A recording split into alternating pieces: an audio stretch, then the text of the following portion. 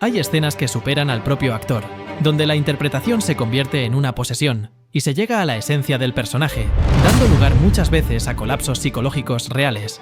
Estas son las 15 secuencias exactas, donde la técnica perfecta y la verdad más cruda colisionaron frente al objetivo. Una demostración absoluta de hasta dónde puede llegar el ser humano cuando se entrega por completo a un personaje. No hay nada por encima de esto.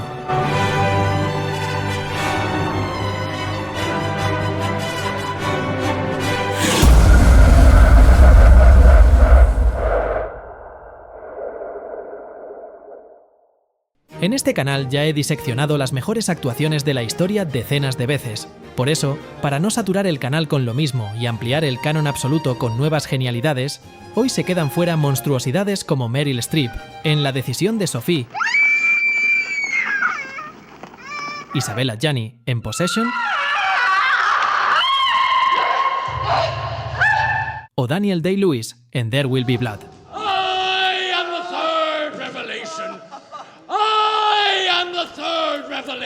Si quieres ver mi análisis sobre ellos, te dejo la lista de reproducción en las tarjetas.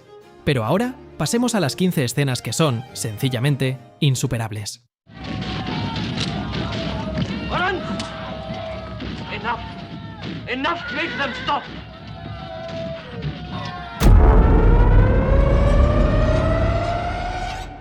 La masacre de Tafas no es solo el clímax de una guerra, es la muerte de un mito. Peter O'Toole realiza aquí un ejercicio de transmutación aterrador. El héroe pulcro, el mesías de túnica blanca que creía estar por encima de la barbarie, se quiebra por completo.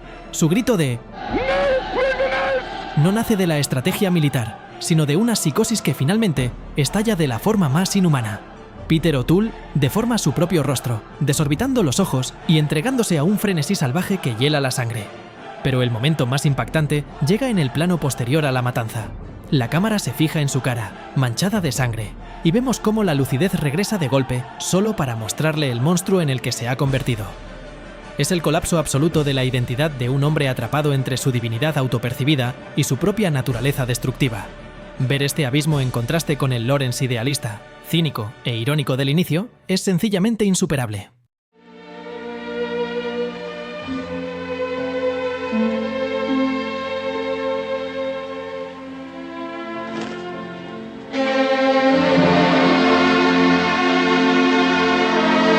El final de Muerte en Venecia nos regala una de las desintegraciones físicas más crudas jamás capturadas en el cine. Dirk Bogarde interpreta a Gustav von Aschenbach en su hora más patética y a la vez más sublime. Sentado en esa silla de la playa, azotado por el cólera, el actor se entrega a un ejercicio de decadencia absoluta mientras el adagietto de la Quinta Sinfonía de Mahler inunda el encuadre. Mientras observa a lo lejos al joven Tadzio recortado contra el horizonte, todo el artificio que su personaje construyó para aferrarse a la juventud se derrite bajo el sol. El tinte del pelo y el maquillaje grotesco empiezan a correr por su rostro como lágrimas negras de sudor. Bogarde realiza un ejercicio de actuación muda impecable. No hay una sola línea de diálogo. Todo el derrumbe se transmite a través de una mirada pesada, vidriosa y febril, atrapada entre el éxtasis absoluto de contemplar la belleza y la agonía física más miserable. Muere ahí, podrido en su propio maquillaje, regalándonos el colapso de la decadencia humana definitiva en un solo primer plano.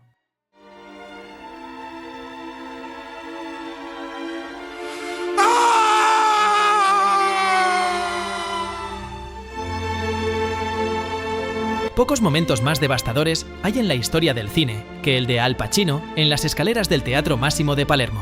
Sin entrar en spoilers, tras una trágica muerte, víctima de las balas que iban dirigidas a él, Michael Corleone se quiebra por completo. Es el pago definitivo por toda una vida de pecados. La interpretación de Pacino es una decisión magistral de montaje y dirección que él sostiene con el alma. Francis Ford Coppola elimina el sonido real y nos deja atrapados en un grito completamente silencioso. Pacino se quiebra, desorbitando los ojos y abriendo la boca en una mueca de agonía pura, sorda y animal.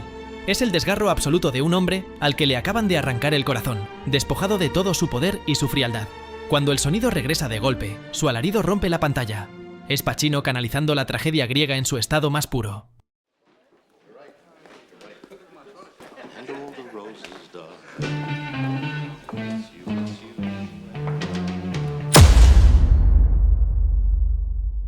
Al hablar de actuaciones en Goodfellas, siempre se nombra el famoso Funny How.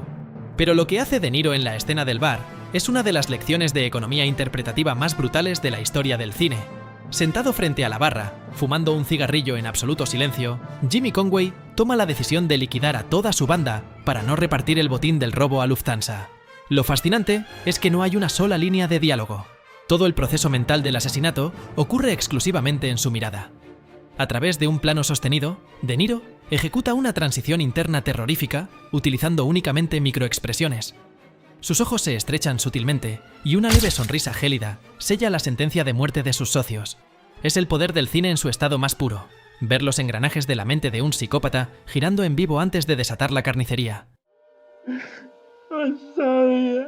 I don't know why you did it. I do it to him, I do. Oh.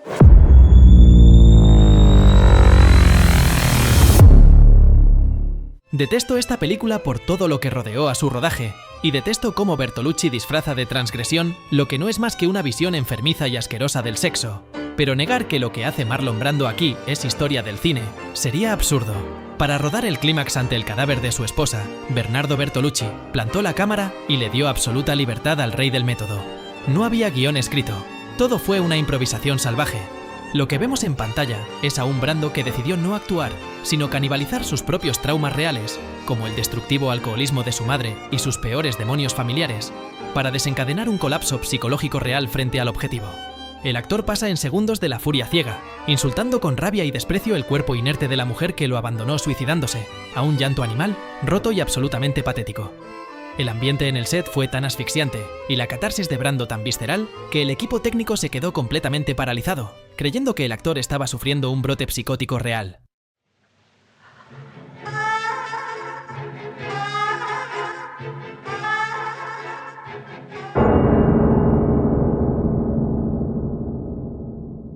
En 1968, Roman Polanski firmó la que es para muchos, la obra maestra del terror. Pero el clímax final le pertenece por completo a una Mia Farrow en estado de gracia y pánico absoluto. Tras vivir una pesadilla de paranoia constante, Rosemary llega a la habitación donde aguarda el horrible secreto. Lo que sigue en ese plano final es una cátedra de transmutación emocional. Farrow evita de forma magistral el cliché del grito histérico y ridículo. En su lugar, su rostro se convierte en un lienzo vivo de contradicciones, incredulidad, asco visceral, desgarro absoluto y una repulsión horrorizada ante lo que tiene delante. Y lo más impresionante es que, en medio del trauma, en lugar de quebrarse, su mente se fractura para dar paso a algo muchísimo más perturbador: la asimilación de la pesadilla. La cámara clava un primer plano fijo donde vemos cómo el llanto roto muta lentamente en una calma demente, culminando en una sonrisa trágica, tierna y dulce ante el mismísimo horror. He's dead.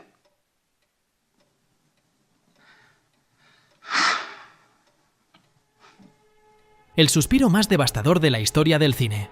La escena en la que Tom Hagen le comunica a Vito Corleone que su hijo ha sido acribillado es una cátedra absoluta de contención dramática.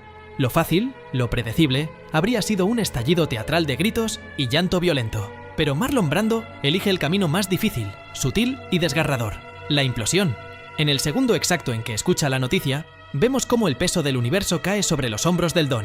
Brando cierra los ojos, traga saliva y por una milésima de segundo, su rostro se quiebra por completo. Es el desgarro de un padre destrozado en su intimidad. Pero de inmediato ocurre el milagro interpretativo. Reprime el dolor, recompone la mirada y vuelve a ponerse la máscara gélida del líder para ordenar el fin de la guerra. Sin una sola lágrima, con un hilo de voz quebrado pero firme, Brando transmite una devastación interior tan real que corta la respiración.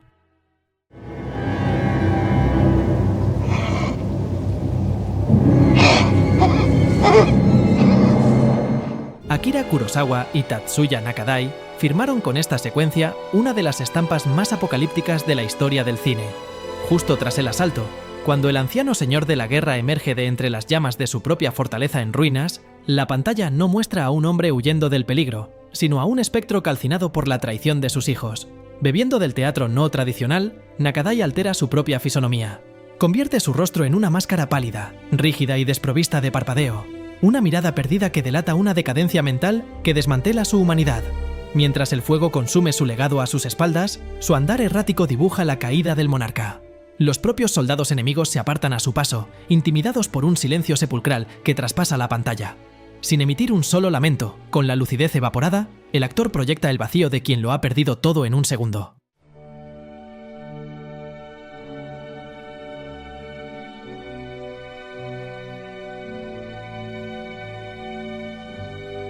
Tres minutos, 0 cortes y toda una vida descrita en microexpresiones. En Perfect Days, Koji Yakusho logra mezclar la alegría por la rutina diaria y una melancolía profunda y silenciosa por el vacío de la modernidad. La secuencia avanza sin prisa, registrando cada leve mutación en las facciones del actor. Los ojos se le inundan de lágrimas, el llanto amenaza con romperle el gesto, pero de inmediato brota una sonrisa cargada de una extraña gratitud. No pasa nada, y a la vez pasa todo. Es un viaje interior rodado a tiempo real. Yakusho maneja las emociones con una finura orgánica que desarma al espectador. Al terminar la escena, el guión ya no importa, no necesitas explicaciones. Queda el retrato de alguien que decide abrazar la vida con sus luces y sus sombras. One shot. One shot. One shot. Yeah.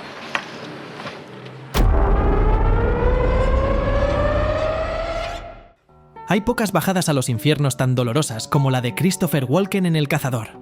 En la mítica escena de la ruleta rusa final en Saigón, Walken ya no es el chico alegre de Pensilvania. Es una cáscara vacía, un despojo humano al que la guerra le ha devorado la conciencia. Cuando Robert De Niro se sienta frente a él, intentando desesperadamente hacerle recordar quién es, la mirada de Walken da auténtico pavor. Está ido, con los ojos fijos en la nada y una desconexión total con la realidad. Es como si el actor hubiera expulsado el alma de su cuerpo durante la grabación, pero hay un momento que es un milagro interpretativo, un destello donde por un momento el personaje vuelve a ser él, solo un segundo, con una leve sonrisa redentora. En ese instante nosotros, y él, lo saben. Su cuerpo ya murió en la guerra, ahora le toca despedirse. Wie es schreit und brüllt da innen, wie ich tun muss, will nicht, muss, will nicht, muss! Und dann schreit eine Stimme und ich kann es nicht mehr hören. En 1931, Peter Lorre cambió las reglas del juego para siempre con este monólogo. Sentado ante un tribunal clandestino de criminales que quieren lincharlo, Lorre no interpreta a un villano de película de terror al uso. Se convierte en una alimaña acorralada. Lo acusan de asesinar a niñas, y lo aterrador de su actuación es que no busca dar pena ni justificarse, sino escupir una verdad que le quema por dentro. Lorre desencaja la mandíbula, clava esos ojos saltones que parecen salirse de las órbitas y empieza a sudar pura desesperación. El guión es una genialidad, pero es la fisicidad de Lorre lo que te vuela la cabeza. Su voz pasa del susurro tembloroso al alarido salvaje cuando grita que él no puede elegir, que los delincuentes que lo juzgan roban porque quieren, pero que a él lo arrastra un monstruo interior que no puede controlar. Te rompe los esquemas porque, en mitad de la repulsión absoluta que te genera un asesino de niños, Lorre te obliga a ver el infierno de un hombre atrapado en su propia mente. Fritz Lang plantó la cámara, y Lorre le regaló 3 minutos de pura catarsis visceral que, casi un siglo después, siguen poniendo los pelos de punta. I'm sorry you're unwilling to defend your beliefs in any kind of rational Oh, way. if you already know the answers to your questions, then why ask? Pig fuck! Lancaster Dodd es el líder magnético de una secta, un tipo culto, refinado y de voz aterciopelada que parece tener las respuestas del universo. Pero todo se va al traste en la famosa escena de la fiesta neoyorquina, cuando un invitado escéptico lo confronta educadamente y destroza sus ideales tratándolos de farsa. Ver a Hoffman en esa secuencia es ver cómo una olla a presión revienta en directo. Al principio intenta mantener la compostura con una risita condescendiente, pero la cámara se queda fija y notas cómo la sangre le empieza a hervir por dentro. En un segundo, el gurú espiritual desaparece y emerge un dictador colérico, con el rostro completamente encendido y los ojos inyectados en sangre. El momento en el que pierde los papeles por completo y le escupe ese insulto tan extremo y desproporcionado, te deja helado.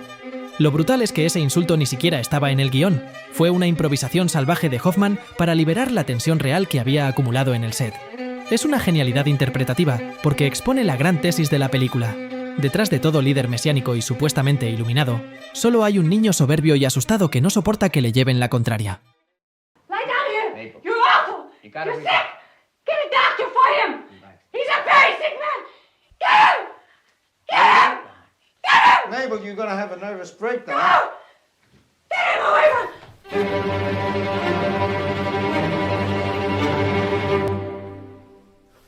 Si hay una actriz en la historia del cine capaz de transmitir la locura, no como un cliché de manicomio, sino como un dolor físico insoportable, esa es Gena Rowlands. A mitad de la película, su personaje, Mabel, está en pleno declive emocional en su propia casa. Es un espacio que debería ser seguro, pero que se convierte en un ring de boxeo cuando su marido y su suegra traen por sorpresa al Dr. Zepp para evaluarla y, evidentemente, encerrarla en un psiquiátrico. Lo que hace Rowlands en esta secuencia te rompe los nervios. Es una actuación dolorosamente física. Se mueve por el salón como un animal enjaulado, haciendo gestos espasmódicos con las manos, intentando complacer a todo el mundo con una sonrisa forzada que denota un pánico absoluto. Cassavetes mete la cámara a ras de suelo, atrapándonos en su misma claustrofobia. Cuando la suegra empieza a atacarla y el médico se le acerca, Mabel colapsa. Empieza a silbar, a tararear fragmentos de El lago de los cisnes y a deformar sus propios movimientos en una especie de baile grotesco. Rowlands no interpreta a una loca de manual, interpreta a una mujer hipersensible abrumada por un entorno asfixiante que no la comprende. Es el retrato definitivo de una mente que se rompe en directo ante la mirada cómplice de los que dicen amarla. I hear your voice all the time.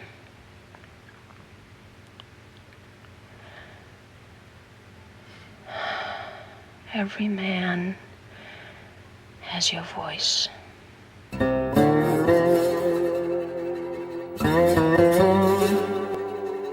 Llegamos a mi debilidad, mi película favorita, mi actriz favorita y, sin ninguna duda, uno de los momentos más bellos y desoladores que se han filmado jamás. El esperadísimo reencuentro en ese sórdido peep show entre Travis y Jane es una cumbre cinematográfica y quizás la escena mejor interpretada de la historia. Durante casi toda la película, Jane ha sido un fantasma, un recuerdo doloroso en la mente de Travis. Pero cuando él se sienta al otro lado del cristal polarizado, pulsa el interfono y empieza a contar su propia historia a través de un teléfono, la pantalla se rinde por completo a los pies de Nastassja Kinski. Al principio, no sabe quién habla, solo escucha el relato de un hombre anónimo. La cámara se queda fija en su rostro y vemos cómo la historia empieza a calarle los huesos. No necesita aspavientos. Kinski transmite el peso del pasado solo con la mirada. La magia estalla cuando se da cuenta de que ese hombre es Travis, el amor de su vida. Sus ojos se abren con una mezcla de terror y ternura. Se acerca al espejo intentando romper la barrera física que los separa y apaga las luces de su cabina para poder vislumbrar su silueta. Cuando le toca hablar a ella, su voz es un susurro roto que te clava un puñal en el pecho, dando lugar al monólogo de amor más bello y virtuoso que ha captado una cámara. Nastassja Kinski tuvo que soltar este discurso del tirón, en tomas larguísimas de 10 minutos y a través de un espejo real que no le dejaba ver a Harry Dean Stanton.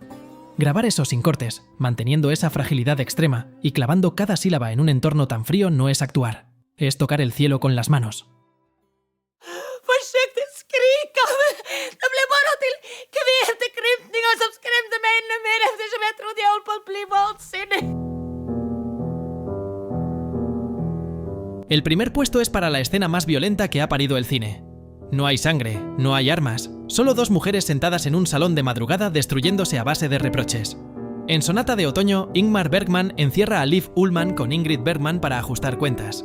Ullmann interpreta a Eva, una hija gris y anulada que decide, a las 3 de la mañana, escupirle a su madre todo el abandono y los traumas que se tragó desde niña.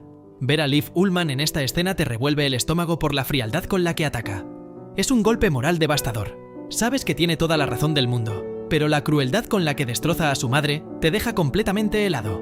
Habla con una lucidez quirúrgica, clavándole la mirada a ella mientras le explica, paso a paso, cómo le destrozó la infancia. La cámara se le pega tanto a la cara que casi puedes oler el sudor y el miedo. Llora como la niña desamparada que fue, pero sonríe con la crueldad de un verdugo que sabe que tiene el control. La actuación es tan jodidamente real que roza el documental. Te hace sentir un voyeur que está espiando una desgracia familiar. Es una demolición humana sin filtros, interpretada con una crudeza que ninguna actriz ha logrado igualar jamás. El puesto 1 de la historia del cine es, por derecho propio, este exorcismo psicológico. Ahora ha llegado tu turno. ¿Cuál es esa escena que a ti te vuela la cabeza y que hoy se ha quedado fuera? Déjamela en los comentarios. Y para más contenido, suscríbete y deja tu like. Nos vemos muy pronto.